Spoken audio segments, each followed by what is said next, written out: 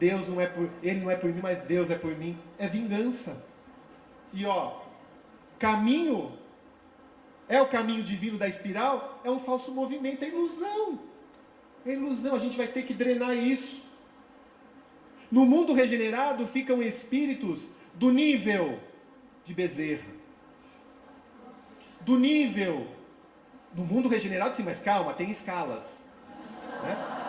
Da mesma forma que na Terra hoje, quem que a gente já identifica? Vamos imaginar na Terra? Tem um Chico, uma Madre Teresa, mas também tem ainda tantos espíritos difíceis que empurram o outro do metrô aberto, não tem? Tem, que a gente fala, nossa, tem um nível. No mundo regenerado tem um nível. Dos mais, aqueles que estão fazendo esforços. Né? Olha, tenho ainda problema. Sei, não nego, pá como puder. Né? A moratória. Tenho dificuldade, mas estou fazendo esforços, eu luto com elas.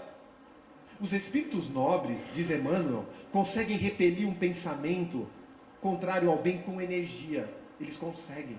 Vem um pensamento contrário com energia. Repele e sente satisfação nisso. Às vezes a gente agasalha o pensamento e fica com ele dias. Como começar a fazer também esse processo de repelir? Nesse mundo regenerado estaremos nesse trabalho. Conseguiremos identificar os pensamentos dos outros. Hoje, se a gente souber o que os outros pensam de nós, a gente não vive. Fulano fala que é meu amigo, o que ele está pensando de mim? Né? Nos mundos felizes, é às claras.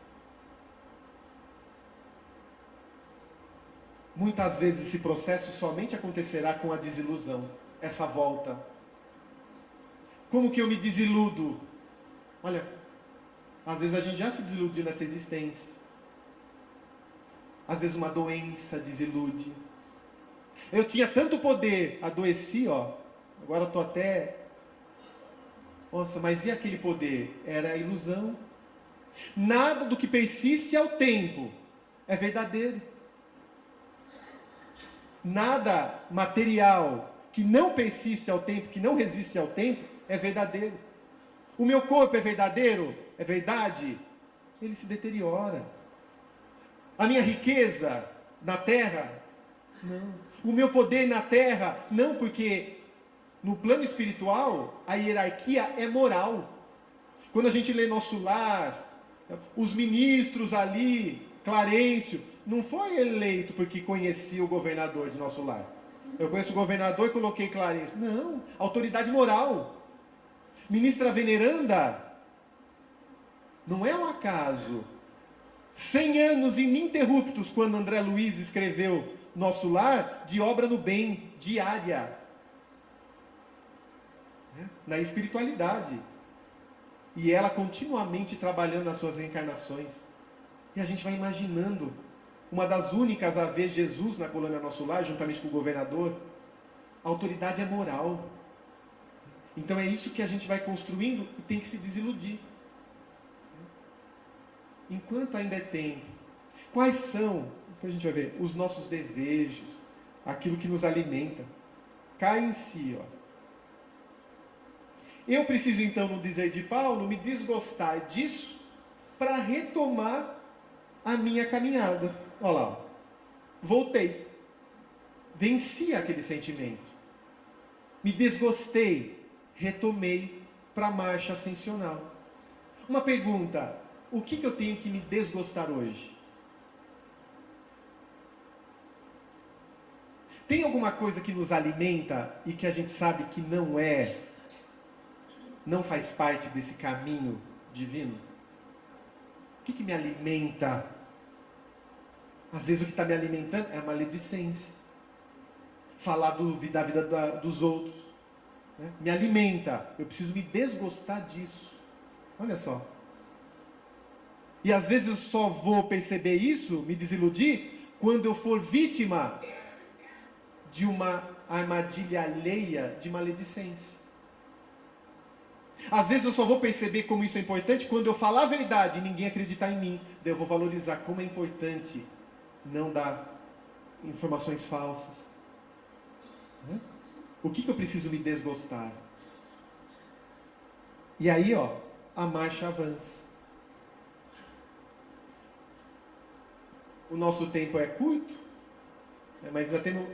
Quanto tempo ainda? 20 minutos.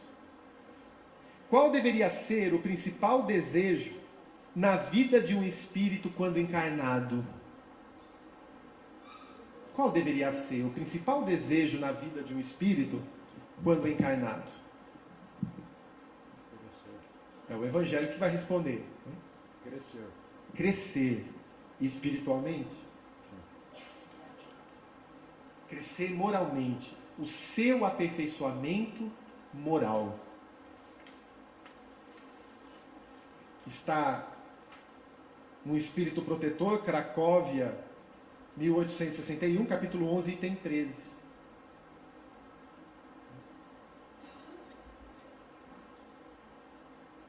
É inútil querer o homem, ávido de prazeres, iludir-se quanto ao seu destino terreno, pretendendo que lhe seja permitido ocupar-se apenas da sua felicidade.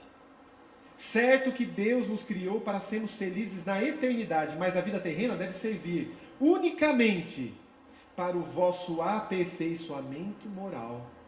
Eu não me recordo qual foi o tema, o item que caiu na nossa abertura, mas também falava do desprendimento dos bens terrenos, né? Olha como que eles dão sempre esses insights para o quê? Para o desapego. O qual se conquista mais facilmente com a ajuda do corpo e do mundo material. Aperfeiçoamento moral. Vistas morais. O que é moral? É a regra de bem proceder. Questão 629 do Livro dos Espíritos. A regra de bem proceder. Discernir entre o bem e o mal. Seguir as leis de Deus. Essa deve ser a nossa luta. E é isso que a gente tem que colocar em cada exercício nosso. E aí, me vejo como espírito. No meu trabalho, consigo desenvolver meu aperfeiçoamento moral? Ah, mas eu trabalho no balcão, atendo pessoas. Mas as pessoas são os instrumentos que Deus nos coloca para esse aperfeiçoamento moral. Como eu trato? Como eu trato? Qual a minha responsabilidade? Como subordinado? Como autoridade? Como que eu trabalho no meu aperfeiçoamento moral? Mas eu sou dona de casa, eu sou dono de casa. Como você cuida da casa, dos alimentos, da comida? Quais são as suas metas? Ontem tive a oportunidade de fazer uma palestra em Itupeva sobre suicídio. E surgiu um assunto da idade avançada, idade provecta, e citei qual a meta na idade avançada, na velhice, na idade, no idoso. E uma pessoa idosa falou: agora só me resta aguardar a bendita, falando da morte. Só resta. É uma das fases mais importantes, falei para ela. Conversando com uma senhora algumas semanas atrás, viúva, não mora com os filhos, mora sozinha numa casa. A gente faz o evangelho lá de quando em quando, faz uma visita fraterna, ela tem 85 anos. E eu falei com ela, e ela falou: olha, eu não faço mais almoço, não faço mais jantar, eu como se meus filhos trouxerem algo. Eu falei: mas por que isso? Eu falei: vai passando aquela vontade. Eu falei: peraí, como assim? Eu falei: eu só saio, eu só vou na feira. E o que acontece quando você vai na feira? As pessoas vêm tudo conversar comigo. Eu falei: olha quem chegou. Eu falei: vê a alegria que a senhora passa para as pessoas? Elas aguardam a senhora ir na feira para conversar com a senhora, para ver o seu sorriso. Olha como você está sendo instrumento de Deus aí. Não pode parar com isso não, tem que ir firme. Vai na feira e compra, eu vou de barraca em barraca e vou conversando. São aquelas, né, parece italiana, e é italiana, que vai conversando com todo mundo e vai ganhando a simpatia. E olha que maravilha. E nessa idade a gente vai trabalhando o que? As metas.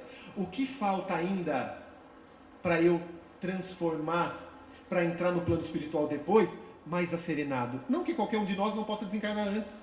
mas ainda percebo que, olha, há certos apegos, certos sentimentos ainda que eu não consegui vencer. Vou trabalhar isso nessa fase. Então sempre é momento, independente do momento da vida cronológica, de trabalhar o aperfeiçoamento moral nosso. Desde junto às crianças, fazendo a prece com elas, mostrando o que é certo e o que é errado.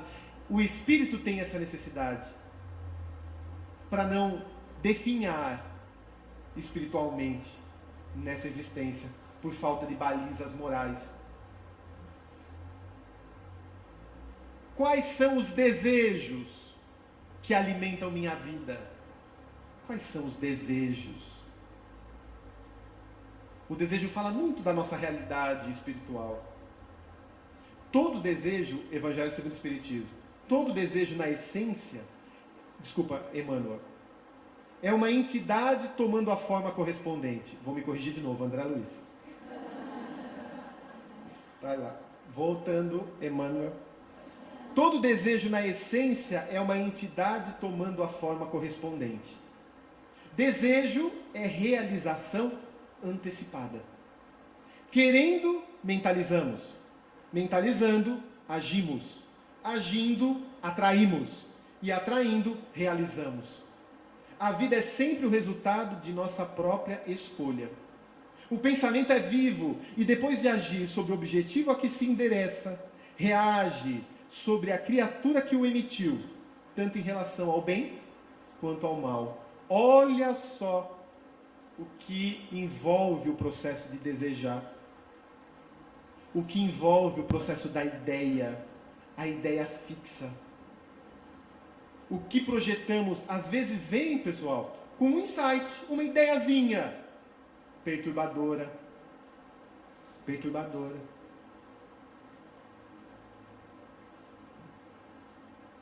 Às vezes vem provocada por espíritos inimigos da família. Vem uma ideia. E se a gente agasalha essa ideia? Ah, mas como eu sei se é boa ou mal? Vamos analisar espiritualmente. Qual o objetivo daquilo? Qual sentimento está por trás? Por que estou fazendo isso? Ah, eu faço porque todo mundo faz. Então, peraí. Eu faço porque eles fizeram, não vou fazer? Ah, ela fez, ficou tão bonita. Eu não vou fazer? Ah, ela renovou a casa, vou renovar a minha também. Peraí, qual que é o sentimento que está por trás? O que está alimentando esse meu desejo? E aí agasalhamos um desejo. E se ele foi perturbador, vejam, o pensamento, ele vai plasmando, fluido, ele plasma aquela ideia. Mentalizamos aquilo à nossa volta. Vibramos naquela onda, daquele desejo. Vamos atraindo companhias espirituais de acordo com aquilo. E se não for de equilíbrio, nos perturbamos literalmente. O que estamos desejando? Nos perturbamos quando são desejos do mundo. Desejos espirituais, pelo contrário, eles vão o quê? Se fortalecendo. E nesse ano, quando vamos novamente renovar esses nossos votos para uma nova época, um novo momento, o que vamos colocar como metas? O que vamos colocar como metas em termos de família? Porque frequentemente o espírito renasce no mesmo meio em que já viveu, estabelecendo de novo relações com as mesmas pessoas. Nesse ano novo, qual será a nossa meta familiar? Com cada um que tem ali, ó, vamos estudar cada um deles. Eu tenho uma esposa, 2 filhas, uma menor, uma maior. O que eu sinto em relação à menor? Qual a característica dela? Em relação à maior, o que eu sinto em relação a ela? O que me provoca algo positivo ou não? Em relação à minha esposa? E eu tenho como meta nesse 2015 fazer melhor, aproveitá-las para me espiritualizar. Porque se a gente identificar pontos positivos delas e os meus pontos positivos, os pontos negativos delas e os pontos meus negativos, a gente vai encontrar muita coisa próxima. Minha esposa é autoritária. Até que ponto eu também não sou autoritário? Eu gosto de dar ordem, ela também. Como trabalhar isso? Muitos se separam. Incompatibilidade de gênios. Não, compatibilidade, são iguais. A gente é igualzinho, por isso que briga. Por isso que um não aceita o que o outro fala. Por isso que esse tem que dar a última resposta. Não, a última palavra é minha. A última palavra é minha. E aí a gente vai vendo os conflitos. Espera aí. Como eu sinto a religiosidade em minha vida? Vamos trabalhar isso. Como que o Espiritismo vai me ajudar a vencer isso? Porque ela pode continuar sendo autoritária, isso não sou eu que vou mudá-la. Mas eu tenho que resolver o problema que eu tenho, o meu sentimento. Esse sentimento tem que corrigir. Qual a meta que eu vou colocar para mim? Qual a meta espiritual? Uma pessoa sem metas é uma pessoa que se entrega à ociosidade. E na questão 943 do Livro dos Espíritos é uma das causas do desgosto da vida e do suicídio. Qual é a minha meta espiritual para esse ano de 2015? Olha, eu vou fazer o Evangelho no lar. Semanalmente. 3 vezes